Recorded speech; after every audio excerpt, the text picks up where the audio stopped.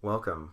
Today we're going to be talking about a few things, primarily a single subject. But I want to introduce the vision of this podcast or this talk, and we've called it a talk because our main focus is to open up the realm of what we'll discuss, and there's a whole variety of content that we can talk about, all offhand, not scripted, none of that, and we are excited to engage not only with one another about things that we like, but hopefully with the community, things you like, to generate an online community of discussion and openness. So we look forward to putting content out in the future and really starting a conversation, and that's why we called it a talk.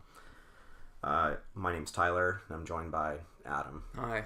So we're looking forward to getting started. Anyway. Yeah, hopefully people listen to this. Yeah, we'll dive in and focus on our first topic today, which is the transition of vice versa, film into TV. Mm-hmm. So one of the things that I've noticed lately in just media in general, growing up in the blockbuster generation as an example, is that there's been a really, I would say, sharp transition from film to TV, and you see this through mediums such as Netflix and Hulu, who are now publishing their own content. Right. And it's really interesting to see that because, take for example, the theater industry feels like, I wouldn't say it's dying necessarily, but you see less of an inclination for people to go to the movie theaters now than was the case previously. So, Adam, when do you think that this started? How did this start, I should say? When TV kind of became more important or whatever, or like more people wanted to, like, well, the tapering off of the movie stuff and going into the film. Yeah. I mean the TV kind of thing. Whatever. Yeah, it's interesting. I feel like,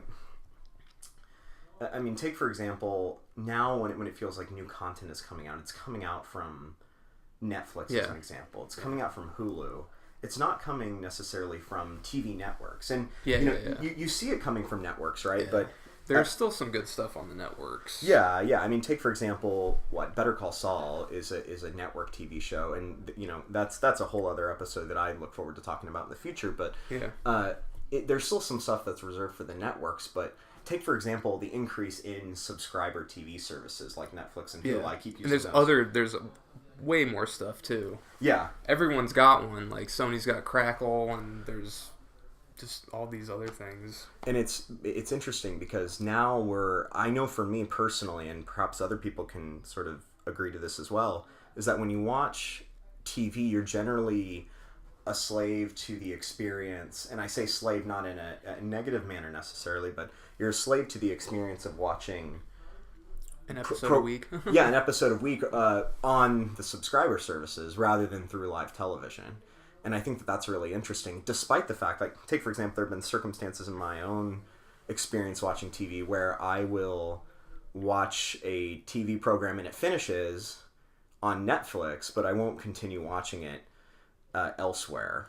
Even though a newer season might be available if I search currently, for it. Yeah. You gotta wait. Like, you wait for it to come on Netflix. So do you think that that's advantageous for the TV industry? Like, does that help them, or? Oh, yeah, that's actually pretty interesting. Like, are people gonna go out and get cable again because they watch something on Netflix, and if they really like it, then... then... Oh my god, that's a really interesting... Wow. Cable, Jesus. Yeah. I mean, I don't know. I don't know if that's what you mean, but I don't. People aren't really chomping at the bit to do that, I don't think. Well, it feels like cable. If we're really diving into that, cable is a dying breed. But I never thought about it in the realm of being, cable increasing in subscribers because of the fact that people are waiting for services. But if you look at, I'm not sure if that's necessarily a thing, but it'd be interesting to. I guess it's an interesting idea to think about when you look at it over the long term. 2 years from now, as an example, will we see a resurgence? And, I don't have the numbers pulled up right now, but it'd be something that we could look into and kind of find more information on. But, I think of it like, and I kind of already touched on this, like, with services like, you and I have talked about MoviePass before. Right. And how MoviePass is exploding in popularity. And now they're kind of ruining it. and as a result of it, and I think you might have forwarded me an article, or maybe it was something I found, I can't remember, but there was an article that talked about how MoviePass fails as its subscriber base increases. Right. The gym membership thing. Yeah, where the more people that come and use the service, the more MoviePass suffers. Because if I remember correctly, MoviePass doesn't have a... They pay the same amount that a consumer would pay for a regular price ticket, right?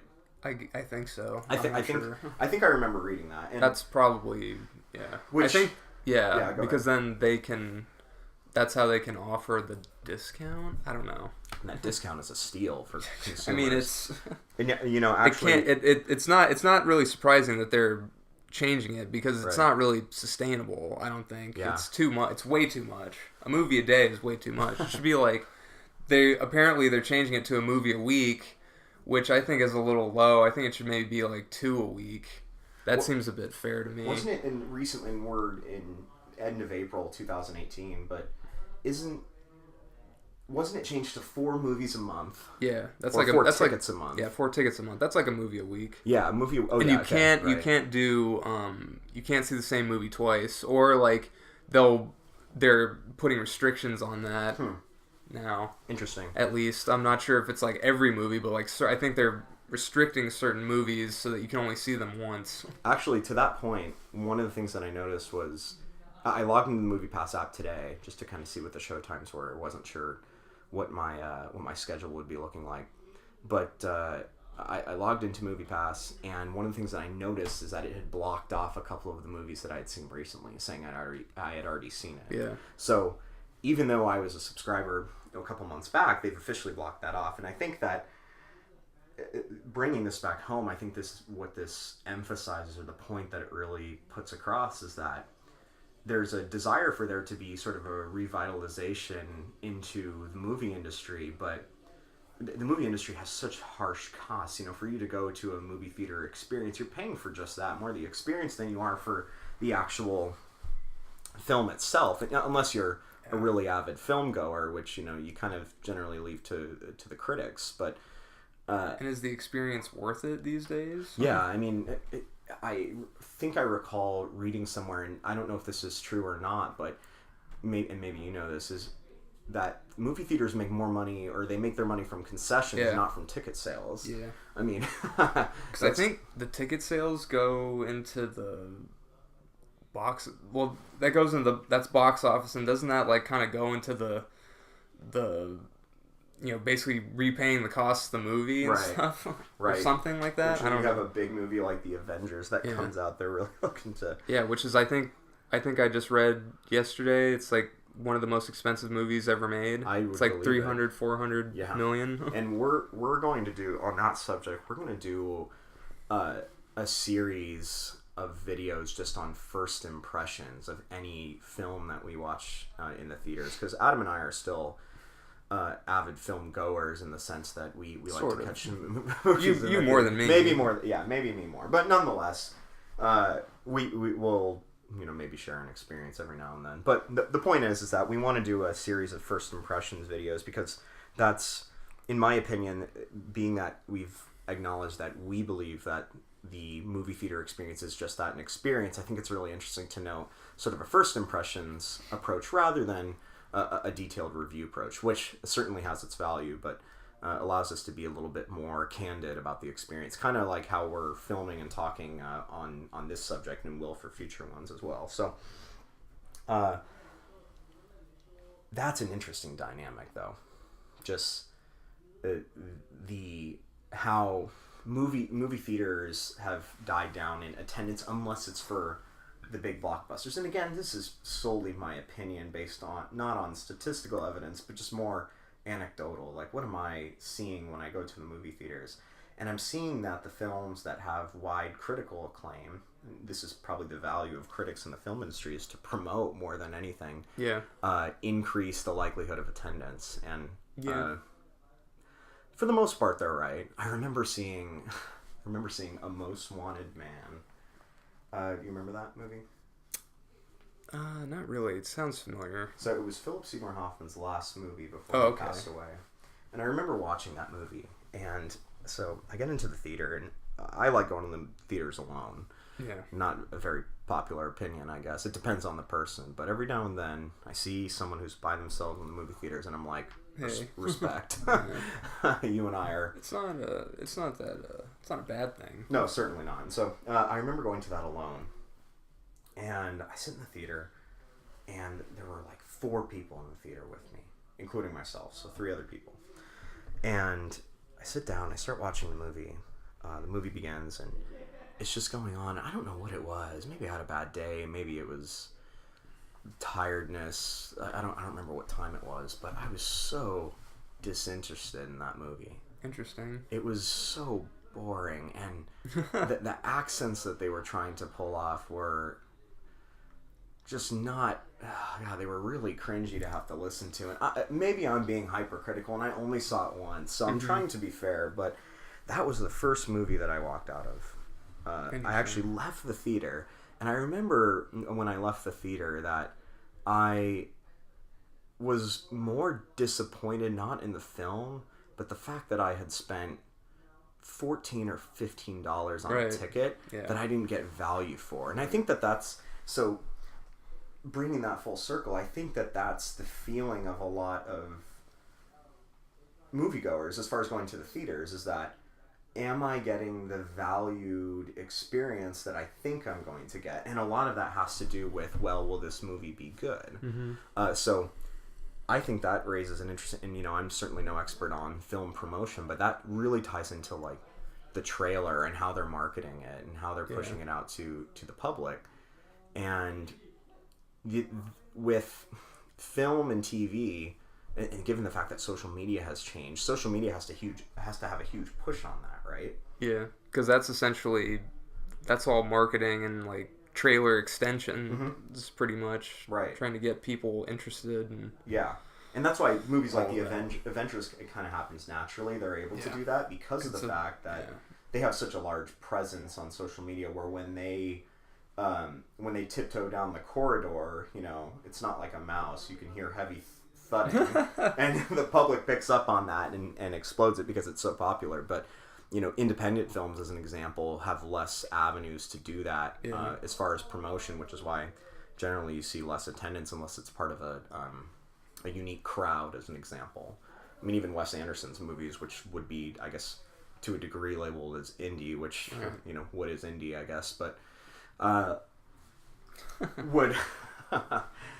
would be sort of an extension of that idea, which is they still have this level of popularity, but there's like a cult following to it to a degree, unless they gain more commercial success, which I think like Isle of Dogs is an example, kind of. Right. I see a lot of commercials for that. Yeah. Like that's being promoted pretty well, I'd say. Mm-hmm.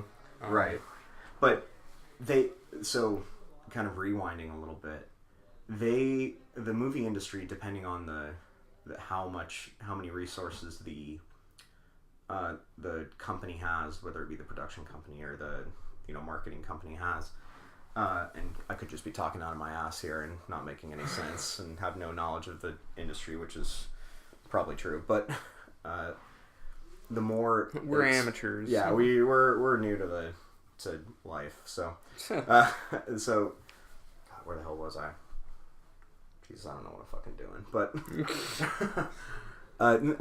sorry, I know where I was. So there's, they have less of an avenue beyond YouTube or news networks of advertising their films, whereas take, for example, going back to Netflix. Mm-hmm.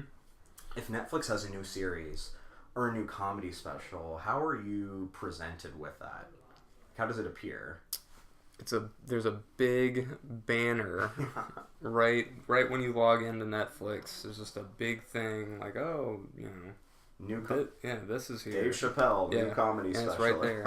And they have the crawl, the little scrolling thing of like new releases. Yeah, and all that. And the point is that every single time you log into Netflix, you are presented with that banner, and you have quick access or are being marketed new material, which again sometimes it'll play that trailer too. Yeah, so immediately you're presenting, YouTube as an example, you're kind of selective about what you watch. Like, it requires a click to navigate to the next thing. And things might grab your attention, sure, that's one thing, but beyond that is well, how are you being presented? And Netflix puts it right in your face. And immediately you know about this new special or this new TV series, and perhaps it triggers interest, but the fact that it streams immediately is, it's almost like free advertising in a way. So no wonder a lot of these, no wonder I'm saying this like it's a fact, but in my opinion, it's really curious to see that being presented so willfully, and to also see that TV has sort of taken over. And Adam, you're a big Marvel fan, and sure. That's something that you're a lot more knowledge about than I am. But why do you think, in your opinion, looking at shows like The Defenders and Daredevil and Punisher, I think, was also pretty recent, like Iron Fist, why were those put into shows rather than movies? Films? If I remember correctly, Punisher and Daredevil had films in the past, right? Yeah, yep. And Daredevil was they were going to try to reboot that, but then, continue with... sorry, I kind of... That's okay. I won't rant too much here, but... We'll get into that later. Yeah, we'll talk, but why do you... So, the initial question... Why do you think that they were chosen to be movies? TV shows rather than films? So, probably honestly because they're all the Marvel Netflix shows have been just really grounded street level quote unquote characters. Mm-hmm. So there's not much. Honestly, the budgets are probably cheap-ish. Okay. You don't have to do a lot of special effects, not too much, because it's not like Thor or Iron Man, Right.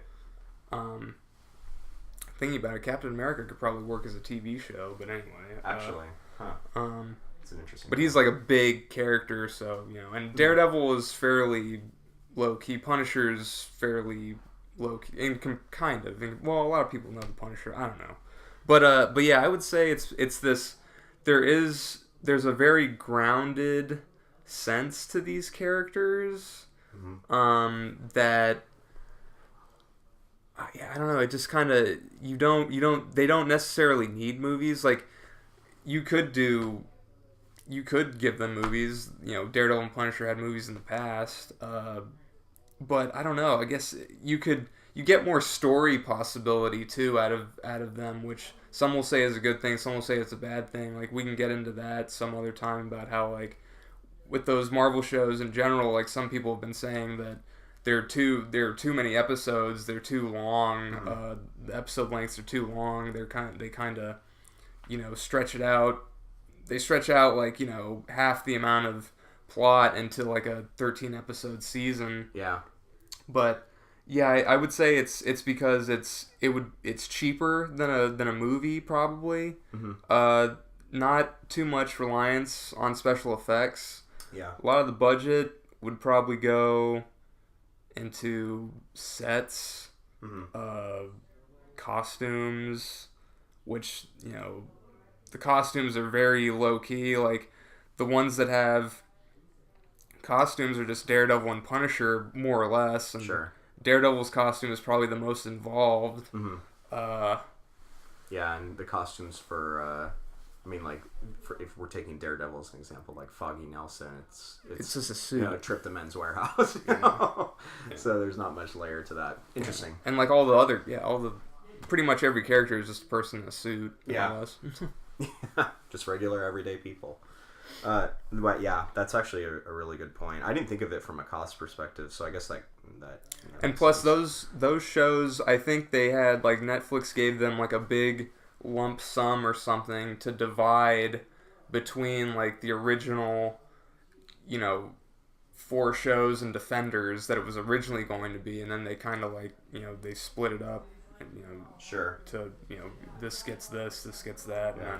And then they added more to it, and they might have split that budget more, or maybe not. They might have gotten more money, but I don't know. So you make a lot of interesting points, but one of the ones that I caught on to was the concept of, and taking these Marvel shows as an example, the whole, if I sit down and watch an episode of Daredevil or The Punisher, it's like an hour and 15 minutes. Right. I think Some of them. Correct me if I'm wrong. They're usually. I'm exaggerating a bit, perhaps, but I think the average runtime for those are like 50 minutes at least to like an hour, like an actual hour, which there's some problems there because a show on a network like Gotham on Fox, that's gonna have commercials, right? And that's an hour, but a TV hour on a network for a show like that is like 45 minutes. Yeah, 42 to 45 minutes. Because it's an hour with those commercials. And like a half-hour show is like around 20 minutes-ish. Right. 22, something like that. And that's interesting, too. I think of when I was a kid growing up, I would watch shows like... Not that frequently, but you'd watch an episode of Leave It to Beaver or The Twilight Zone or something like that, and those shows were very short, and each, you had the occasional specials, like thinking of The Twilight Zone where it would run for 60 minutes. I think there were a few that ran that long. 60 minutes, tick, tick, tick, tick, tick, tick. Anyway. But it was kind of an anomaly. Like, it was more reserved for specials than it was for long-winded, frequent, recurring episodes. And, there was a sense of end to them, and take Family Guy as an example. Really long-running TV show. Same with The Simpsons. Yeah, Simpsons. They still follow that sort of older mentality of 30-minute episodes, or, TV aired 20-minute episodes, technically, as far as actual runtime with, 10 minutes of commercials. And you're seeing that sort of... It's retained some with some of these animated programs, but also we're seeing the more longer-running programs on TV as well, through avenues like Netflix. Well, the thing is usually the 30-minute shows are usually comedies, and the hour-long shows are usually dramas or crime shows, stuff like that. So there's that. That's kind of, in my experience, that's how it's usually divided up. Sure. It's fairly cut and dry like that. It's interesting to do. Well, because, I don't know, an hour-long comedy, that would... you might as well, I guess, make a movie. Are there any hour-long comedies? Not that I can think of. I don't know, just... I think even the Netflix ones are just a half an hour, which they should be. What about Orange is the New Black? I still haven't watched that. That's an hour. Okay. So I think. Yeah, that's an hour. Is that a comedy, though? It's like a drama. It's like mixed. Okay, interesting. But, like, standalone comedies, like, take, for example, let me think. What's a standalone comedy? Big Bang Theory, right? That's a half an hour. Okay, I was going to say, I don't know. I never watched the show, but... All right, question for the group. Could Big Bang Theory run for an hour? If so, how? I would be interested to see how that pans out. I think people will get tired of it. The characters on that show are kind of... They're like stereotypes. I guess there are some people out there like that, but they're kind of... Yeah, because it's a kind of a show based on geeks, nerds. Right? Yeah. The thing is that actually they're not just like, they're stereotypical in a sense, but it's funny because they're very smart. They're actually in high positioned jobs. They're like scientists. The main characters, I think, are all scientists. But like one's a like an astrophysicist or something, and I don't know, something like that. They fit very stereotypical nerdy profiles, right? Yeah, because you got like the Sheldon character. He's like the kind of like the really weird, like socially awkward, too smart guy. He's probably the worst one, and he's the one that everyone likes. I mean, there's something relatable about that, I guess, because I mean, look at it from this perspective. Like, we all to a degree sort of harbor this sort of self-esteem about how nerdy or like nerdiness or awkwardness is. It's being embraced more, I think, than perhaps it was years back. But there's a certain like they can relate. People can relate to that. On a certain level, and that makes it fun and I guess entertaining. I mean, either that or they look at it and they laugh at it instead of with it. Yeah. But nerd culture, I think, to a degree, whatever that means, has sort of, I guess maybe I would lump myself into this category as well. Or if you look at me on the street, maybe people have that. Well, yeah, because you were into like you were into more the video game side, like Warcraft and StarCraft and stuff, right? Yeah, exactly. So, whatever that encompasses into. But look at shows like Silicon Valley. See, that's how you do it right.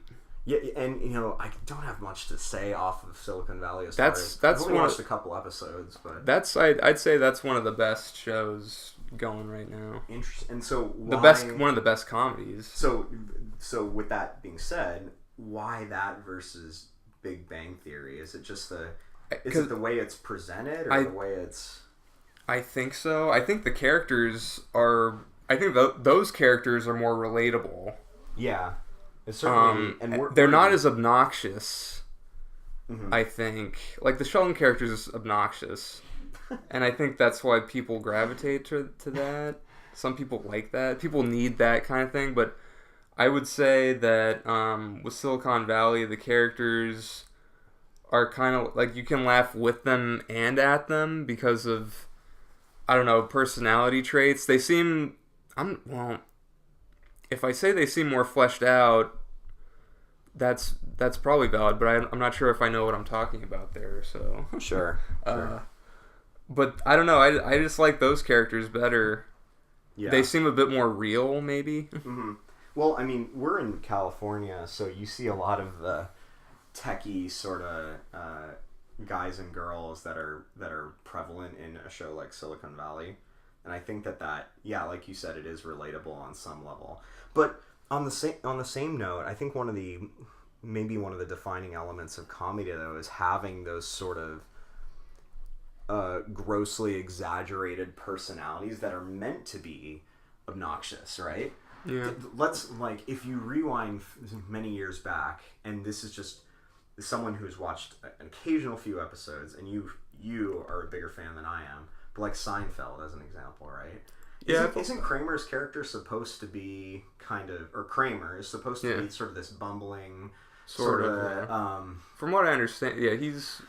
Well, keep going. No, I mean that's really it. Like he's supposed to be this like bumbling sort of goofy dude that he storms into the room and he's like causing a ruckus, and he's meant to be a little bit over the top, but that's the comedy in it, right? And so so if you're correlating that with other characters, because all the other characters, because Jerry's basically like the straight man in that show, right? I think, and then George is like the really neurotic one, and Kramer is at least I guess he's kind of right. He's the one, there's a lot of stuff there. Kramer's like the guy who didn't we have a conversation? This is sidetracking, but didn't we have a conversation where it's like, which Seinfeld character would you be? Yeah, you'd probably be George, maybe. Because I'm super neurotic, so I guess that fits. But yeah, well, I don't know. I guess. I mean, you kind of look like George a little bit too, slightly. You kind of look like Jason Alexander a little bit. Fair enough. Yeah, I don't know. So for those wondering, I'm Jason Alexander, basically. Yeah, the Kramer character. I don't know, but it's one of those things. He's the outlandishness of that character. I don't know what it is. Well, because I think it's because he somehow is like surviving in the world, and you kind of don't know how. Like, oh, George's character? No, Kramer. Oh, I was gonna say because maybe that's the description of me. Oh, I get. Yeah. Yeah, no, you don't know how though. Yeah, how Kramer. Well, because he's kind of like a con man a little bit. Like, yeah. And I don't know a lot about the show, so I feel bad not. I mean, I've caught it a few times. I've probably watched more episodes than you. It's amusing. I can see why people, why it's a big hit. I think. Well, I mean, so on that note, when you watch comedy on TV, right? It's programmed and there's a certain level of expectation to it. And I don't know, that consistency I really appreciate and value in the sense that I can connect with it and I find it entertaining, and I would so much rather watch a comedy TV series than watch a comedy movie, right? Sure. Like, so I don't know if that's a opinion that's shared by many, but what about you? Like, would you rather watch a comedy film or a comedy TV series? I know it's like apples to oranges. Yeah, but it actually that's kind of interesting to think about, because like, I don't know, I guess comedy's weird because it just seems to work well in that 30-minute space, Mm-hmm.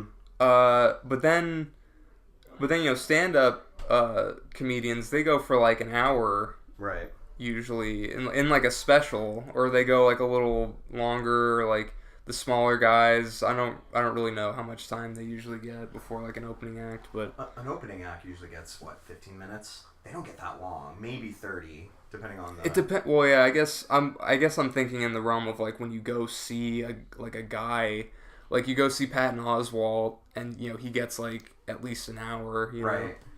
They usually run for about an hour, but I recently saw a comedy show, and the opener I think came on. I want to say it was only like 15 minutes, and I think he was a new comedian, so maybe that was part of it. Yeah, maybe. But it was a short duration. He wasn't on that long.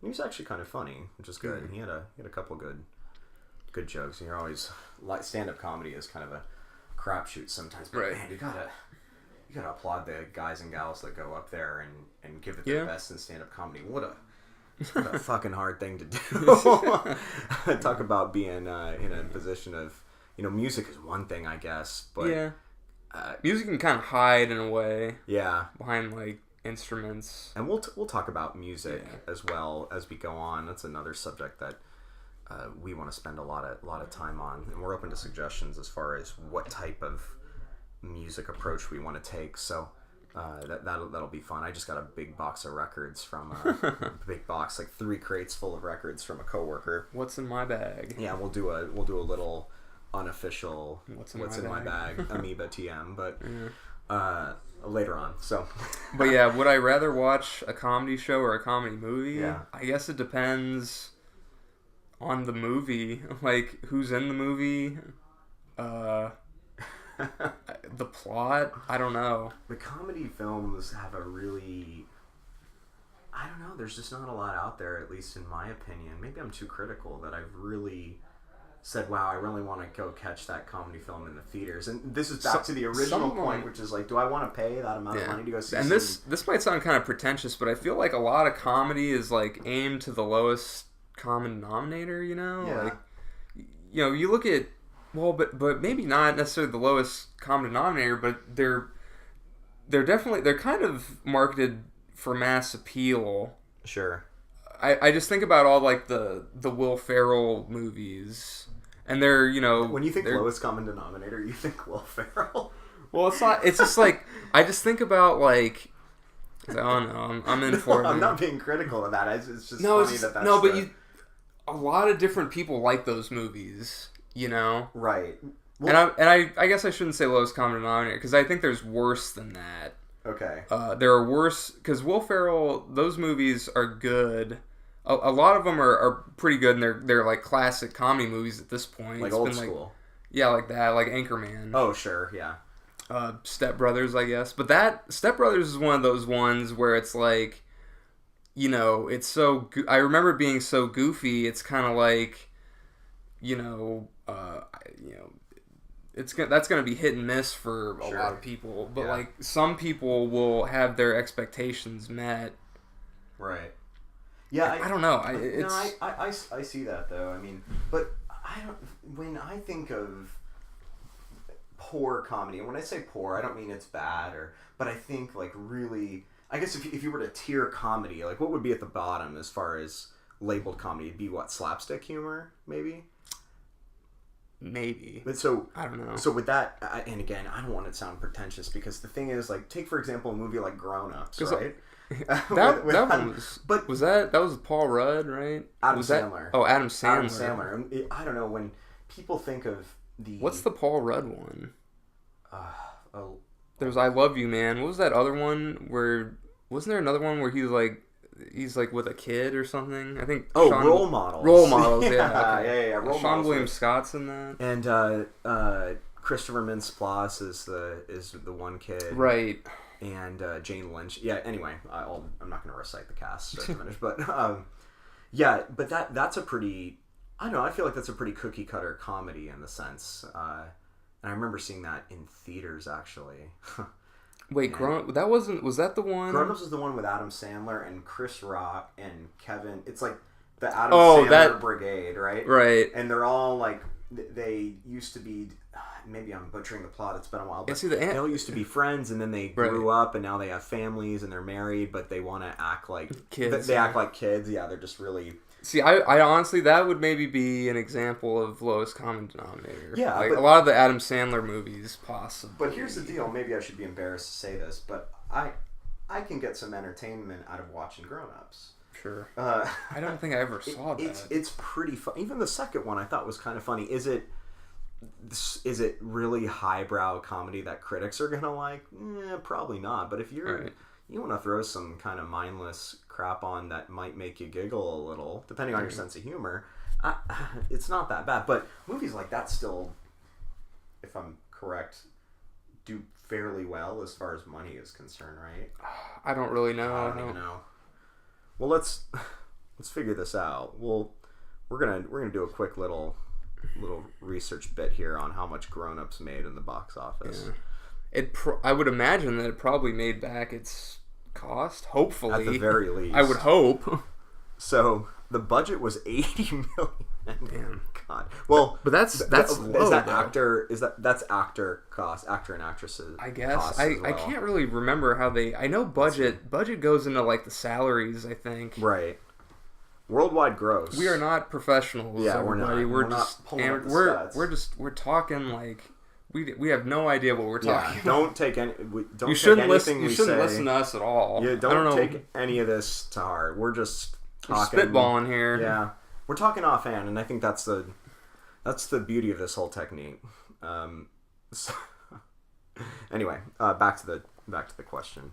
Worldwide gross of $271.4 million against a production budget of $80 million. So that's a pretty. It's like three times. Yeah, roughly. Yeah, just over 3 times. That's pretty good for a movie like Grown Ups. Again, not questioning those who enjoy that movie. I said I liked it myself, and I forget why we were even on this subject in the first place. Oh no, we're going off the rails. Yeah, we gotta get this train on track. Because we were talking about would you rather see would you rather watch a comedy show? Oh right, like a sitcom or something or whatever versus a movie. Yeah, that's right. I guess it just depends on the cast, I would say, and if the plot. Well, I don't know plot. Comedy movies are kind of weird. Well, Grown Ups didn't have. I mean, they have to. Grown Ups, I don't think had a real distinctive plot beyond circumstance. Like, here are these dads that want to grow up, or don't want to grow up, and they're, they have a family, but they kind of have to create a plot or a conflict, and I think that's at the root of any. I mean, Role Models did that with the whole.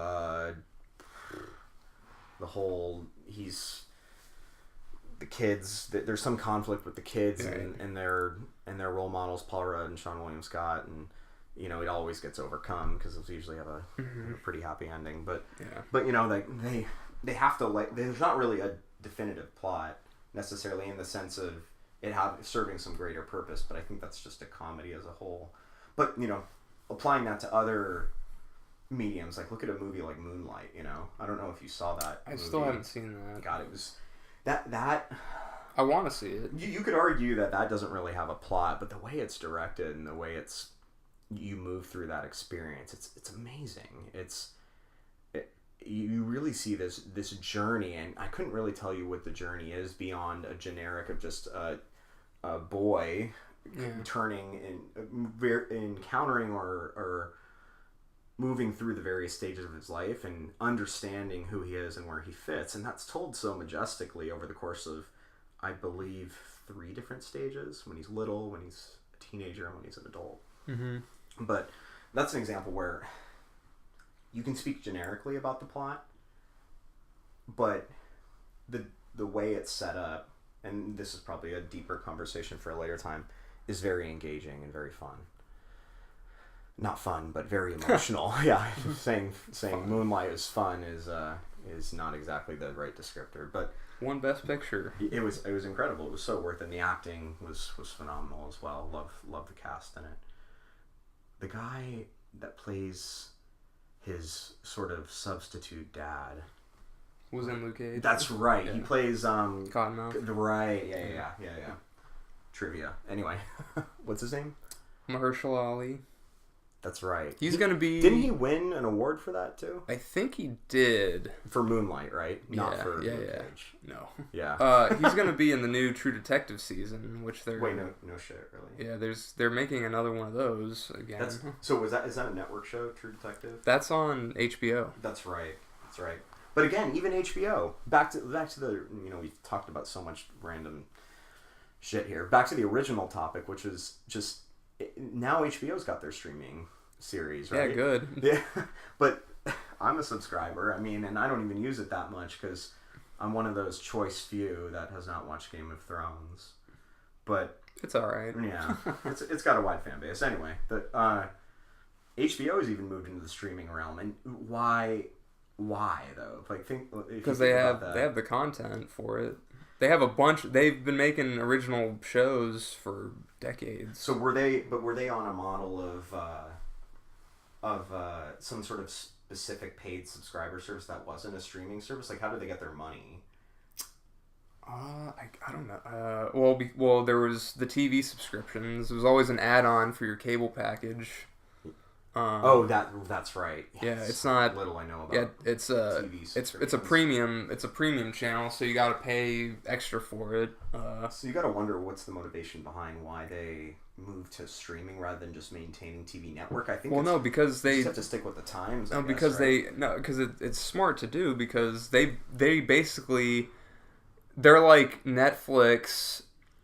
If Netflix only had their shows, And I recall you saying one time to me on that Netflix will eventually only have original content. Right, yeah. Well, I've read stuff about that, and it makes sense because eventually they'll have enough stuff that they can start, phasing out the movies and the shows that they have to pay, I think, to have on the service. Right. They have to pay, so it's going to be cheaper for them because they're going to have all their movies and all their original, all their original movies, all their original shows just on that, and you'll be paying for that. Maybe they'll keep like the DVD thing, which that they still have that, and you can still get movies from that. Yeah, I actually had a moment the other day where I was at a friend's house, and I walk in, and I'm just take my shoes off, and I get to his living room, and on his coffee table he had a red pouch on it, and I didn't recognize it at first. And when I turned it over, maybe I was being a little too invasive with his stuff, but I turned it over and he was there. It was Chris, right? Yeah, it was Chris. I turned it over and it was a Netflix DVD, and I had this moment where I was like, "Holy shit! I forgot that they did this." And I remember years back when that was the thing. Netflix. That was how Netflix started, if I recall. That was the thing. I mean, even just like 7 years ago. And I was a subscriber for that too, I think. And 7 years ago, they were pretty much still just the DVDs, right? Right. I think. Oh damn! It's a wild thought to think about. I remember being in college, being at a friend's place, and they would have, the Netflix DVDs. Yeah. And like I would listen to some stuff people talking about. Oh yeah, like I rented. I got this from Netflix. And... Actually, if you think about that too, that was the early stage of that DVD service was kind of like the DVD version of what MoviePass is now. Yeah. Where the more you watch movies, the more value you could get. But no, wait. That was only. Because there were services where you could only have, was it one DVD at a time or one DVD per month? Did they cap you out per month of how many you could have? I think they did, but I don't remember. Maybe it was just one God, I can't remember. I don't think it was one a month, though. I think you get like a few a month. Which, if you could maximize your value there, similar to how MoviePass is the more you go, the more value you get out of the program. Yeah, if anyone knows, tell us. If you know, comment and let us know, and while you're at it, tell us we're dumb for not knowing. Anyway. Sure. So, it just harkens back to the days of, that's my Webster word of the day, but no, it's not. But it harkens back to the day of when I remember going into Blockbuster. I keep going back to this Blockbuster thing.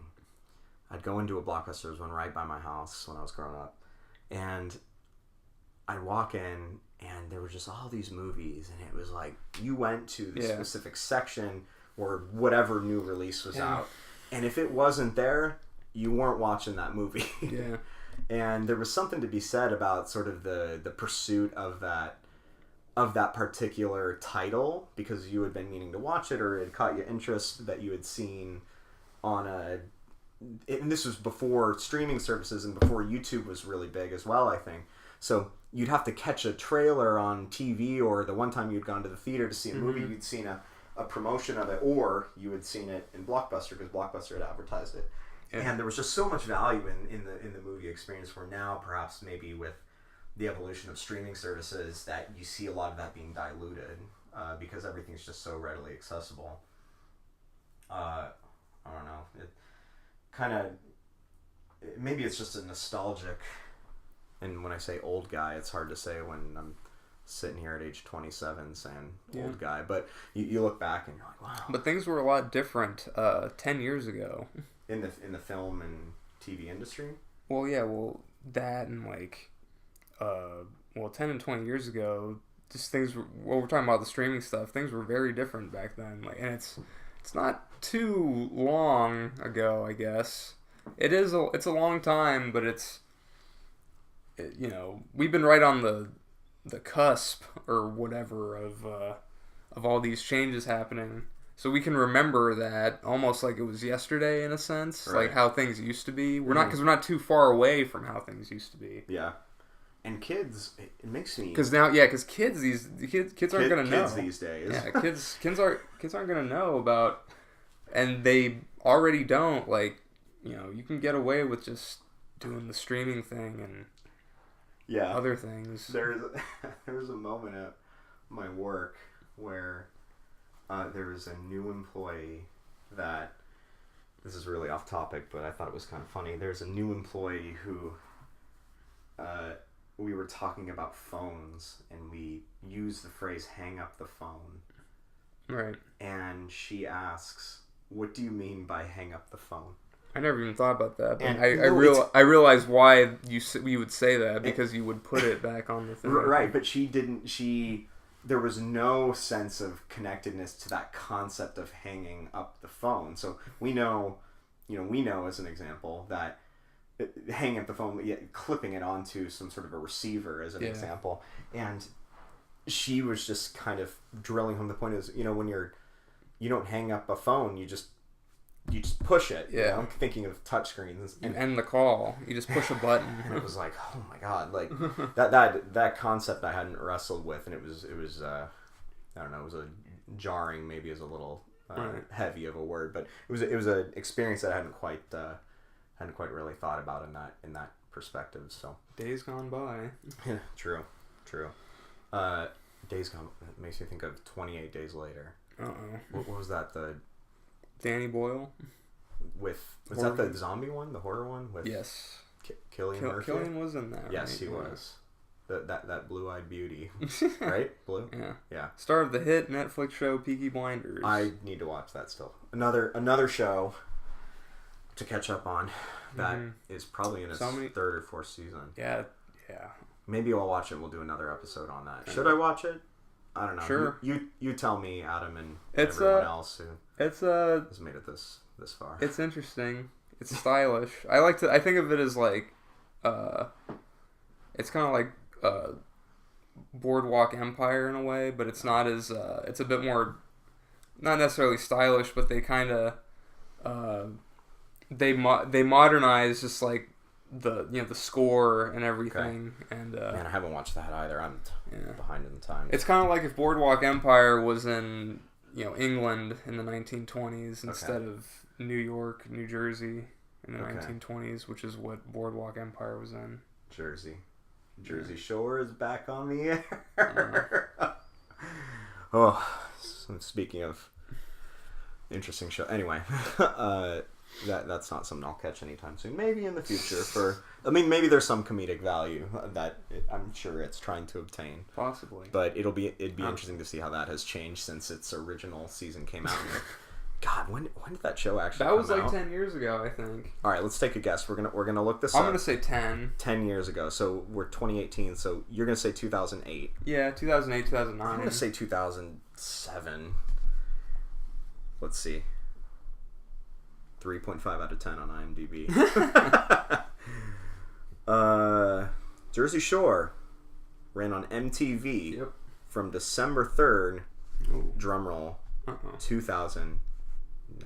There you go. Dang. 2009. Okay. So, yeah, you were actually closer than I was. Yeah, 2009. Wow. Oh, my God. Over 10 years. Well, no. Or, actually, no, just under 10 years. Sorry, yeah. It'll be 10 years next year. Oh, my God, that's wild. Jersey Shore, oh, boy. But that now, is that airing through a network? It has to be. That's still on MTV, right. I think. MTV, yeah, it has to be. Kind of just said that. It's stupid of me, but interesting. Okay. Yeah, I think that in the grand scheme of things, one of the things that we were really focusing on here, perhaps not in a very intelligible manner, but one of the things we opened the dialogue about is just this concept of how has TV changed over the years? Right. How is film being leveraged?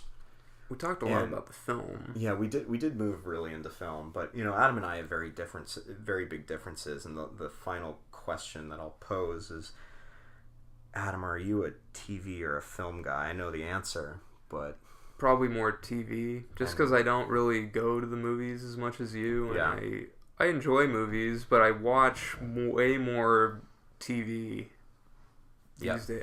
I follow all these different shows. Yeah, it's all this variety.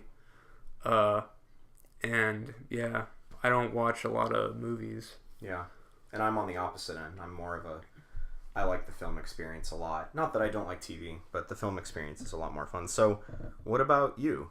Do you like film? Do you like TV? And why? We really want to hear about that, and that will spark discussions for us in the future. And we look forward to more discussions about stuff in the future. I know I personally, as a film person, as far as preferring one or the other, I do appreciate TV every now and then. Adam knows about my obsession with Better Call Saul. Yeah.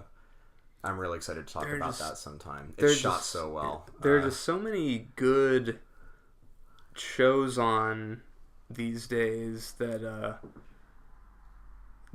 there's kind of like something for everyone, where I think like movies, that's still kind of true, but it's a little harder to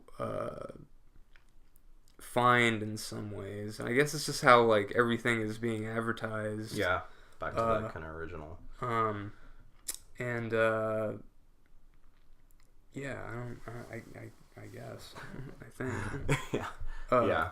And also there's that there's that thing about I think people, they like going to the movies, but they're just it's all about convenience these days. Yeah. So that is true. If you can just stay home, even watching movies, like I think some people, a lot of people these days would just rather stay home. I thought about on-demand movies. That was a thing, or it still is a thing. It still is, or has grown, I would say. Yeah. And I actually, what's funny is the other day I rented a movie from Redbox. There's one right over close to where I live, and I rented a movie at Redbox, went home, watched it, and the next day I returned it. And as I was returning it, I started spinning around these thoughts of, well, why did I do this versus just rent the movie on demand at home via Apple's iTunes or I don't know, whatever. But why did I do this instead? And Redbox, I think, offers an on-demand option as well. But I realized that the reason I did it is because I had a coupon for a free rental. That's the only reason that I did it. Yeah. And why not? Makes me sound like a cheap ass for it's $1.50 for rental. Everyone wants to save money. Yeah, so it is a 21st century. Everyone wants. How do you say it? They want the most bang for your buck. They want the most stuff for as little as they can get it. Yeah. And that's why Netflix is popular. I think. Oh yeah. Because value. How many people just keep Netflix and they barely dent the surface. That's true. They'll just keep Netflix for like stuff like, you know, the Marvel shows or Orange is the New Black or Peaky Blinders or you know, other stuff. Maybe there's some, and I don't know, because Netflix is always in flux. You know, every month something gets taken off, something gets added. Right. Yeah. I guess that adds to the level of commitment that you not have to have, but in the sense of, you know, I see these articles online. What's coming to Netflix next month? Yeah, every month there's a few sites will report on that. So you have to kind of be on top of it, and you almost add it to this, you know, mental reminder list of, oh, this title is available. I got to make sure I watch it by XYZ date, and it turns into the goal, right? But that helps Netflix out because perhaps, you know, sometimes maybe they get subscribers as a result of it. Well, I think sometimes people don't know when the things are going to go off. Right. Well, they'll know that like.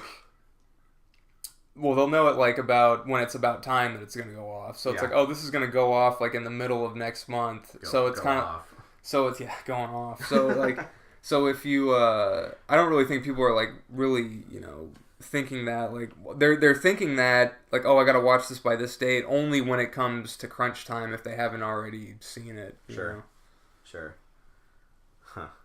Yeah, that's true. I mean, I've done that many times, and it's kept my subscription. Even in periods of time where I haven't used it, it's so easy to get just caught in that rebill cycle and not think about canceling. But anyway, because I know people that they'll get HBO Now, and just for like Game of Thrones, and they'll cancel it, you know? Or like just for like right now Silicon Valley's new season is going, so they'll get it for that, and then they'll cancel it after. Interesting. But the thing about HBO Now is that it's got all these Netflix shows, and depends on if you want to have that all the time available to you. And they'll get like movies, like they'll get newish movies, like Logan and Deadpool were on there for a long time. On HBO. Yeah. They have all 8 Harry Potter films as well. So they basically have all their shows, and then they have like some oldish movies, some newish movies, and but that's kind of it. And it's kind of like, well, do you want to keep that around or not? And some people do. Like, I keep it around. But I know people that just, like Silicon Valley's coming on, and then they go through that, they get rid of it. Game of Thrones is coming on. They go through it, they get rid of it. Yeah. It comes back to the value question. How much value am I getting out of this? It's kind of, it's expensive, actually. It's like $15 a month. For HBO. Yeah. Right? Yeah, but, the value question, it's I think that's what points to. You talked about money, like the fact I can pay $11.99 for Netflix, and I have access to all these titles. How much I end up watching the same titles. It feels like every GD night. So perhaps I'm not the best example of that. But again, the question we posed is, do you like TV or do you like film? Maybe it's an apples to oranges question, but why? Tell us about it, and perhaps that will influence future discussions that we have. Again, everything we talked about, we have absolutely no idea what we're talking about. But we do it for fun because we enjoy talking about these things as much as probably you enjoy talking about it if you're here. So we look forward to talking about more stuff in the future. If there's something you want us to touch on in the realm of sports, praise that's not it. I don't know a lot about sports. Where did that come from? Sports? I don't know. Sports, music, TV, film, not politics. If we do a sports thing, I'll just kind of sit here and nod and be like, okay, maybe sports. Yes, I know sports. I know the game with love the ball sports team. We'll bring in an expert witness if we ever talk about sports, but we won't rule it out. So if there's something you want to hear us talking coherently about, just tell us, and we will think about it. Maybe talk about it on another episode. There you go. So thanks for listening, and we look forward to your comments and suggestions. Until next time. Bye-bye. See ya.